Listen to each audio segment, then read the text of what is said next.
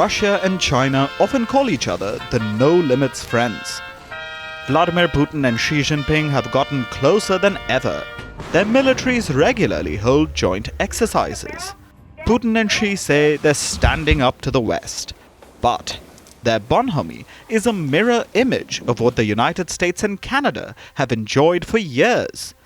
From World War I to World War II, to the wars in Iraq and Afghanistan, Canada has always stood by its southern neighbor. Their militaries deploy together, operate together, and even exit together. Canada plays a major role in America's military-industrial complex. The two countries are vital for each other's interests, and Canada never acts out unless it has the approval of its big brother. However, Canadian Prime Minister Justin Trudeau is willing to risk the military-industrial partnership with Washington as he desperately clings on to power. Trudeau has started a fight with the world's largest democracy. It's being called the big Indian-Canadian diplomatic standoff. The Trudeau government's actions can be termed as tantrums at best. Canada is a country rooted in the rule of law, and the protection of our citizens is paramount. That's why, when our law enforcement and intelligence officials began pursuing credible allegations that agents of the Government of India were directly involved in the killing of a Canadian citizen, Hardeep Singh Nijjar, on Canadian soil, we responded. That was Trudeau accusing India of killing a Canadian on Canadian soil. However, that Canadian was designated a Khalistani terrorist in the year 2020. For nearly a year now, Trudeau has made these allegations against India, and he has repeatedly said that he has proof against New Delhi. But when probed further by an independent committee, the Canadian leader admitted that there was no evidentiary proof of his claims, and it was just based on reports. Diplomatic tensions between Ottawa and New Delhi are at an all-time high. Both nations have expelled each other's diplomats. India has accused Trudeau's government of harboring anti-India elements. There are 26 extradition requests pending with the Canadian side. These are over the last decade or more. Along with it, there are several provisional arrest requests which are also pending with the Canadian side of several criminals. Some of the notable ones who've been charged with terror and related crimes. So far, no action has been taken by the Canadian side on our request. This is very serious. Trudeau's tantrums are costing Canada dearly, and one of the major setbacks for Canada is a defense deal with India. As India-Canada relations nosedive, Ottawa's military-industrial complex is feeling the heat. New Delhi's purchase of the Canadian-made Stryker armoured vehicles has been put on hold.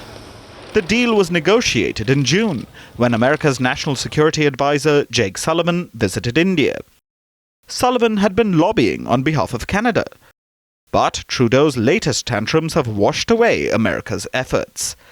The Indian government is now considering scrapping the deal altogether. The Stryker is an 8-wheeled armoured combat vehicle. It's made primarily by Canada, along with inputs from the US. Powered by the Caterpillar C7 engine, the vehicle produces 350 horsepower. There are 10 different variants of the Stryker.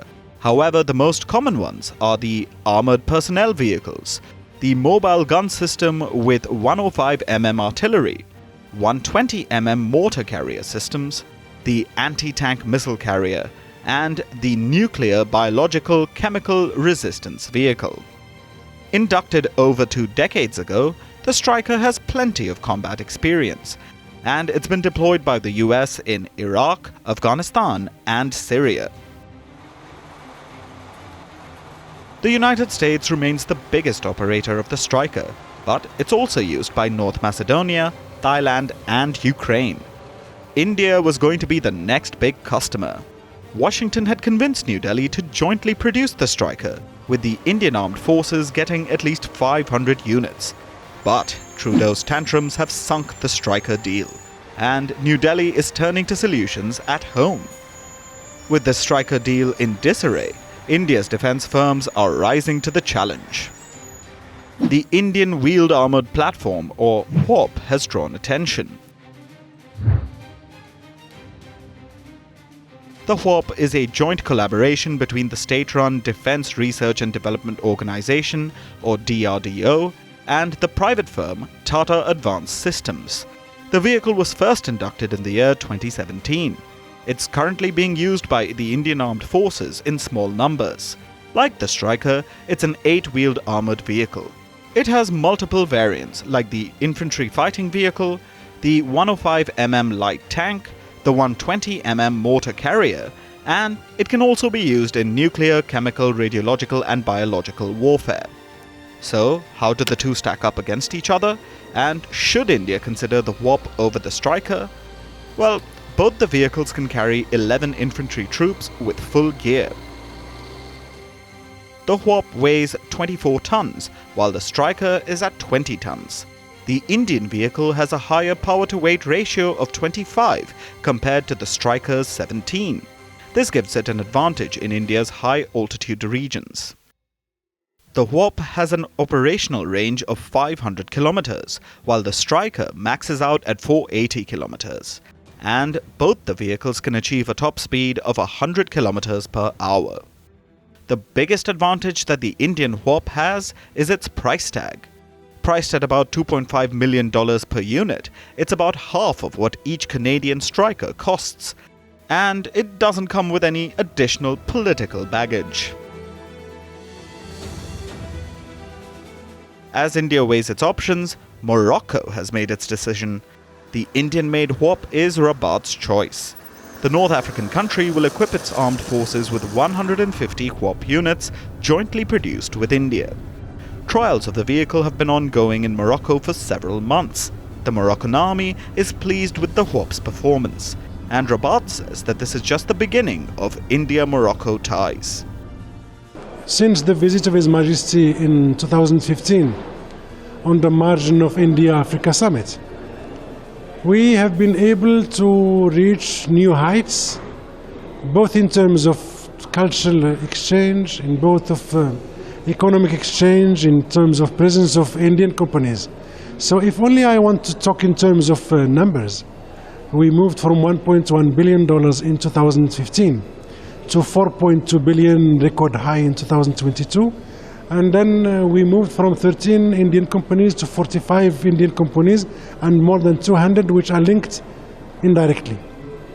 I see the future very bright, very optimistic, because we are opening new fields of cooperation, new ways of doing things. India-Morocco ties are on the upswing with the WhAP deal, but the future of the Canadian Stryker remains in the shadows as Indian industries push the government to pick the indigenous vehicle. Justin Trudeau continues to play the anti-India card in an attempt to save his political career. He has now cost his citizens vital jobs and millions of dollars. Canada may have lost out on a large and vital defense deal, which may not sit well with its big brother, Uncle Sam.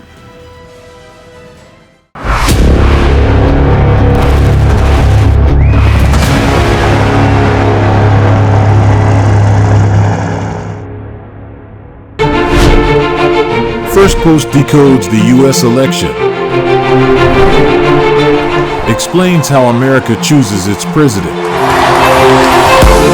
your primer on the race to the White House, everything you need to know about how America votes, and its global implications. U.S. Election Explained, every Monday and Thursday only on Firstpost.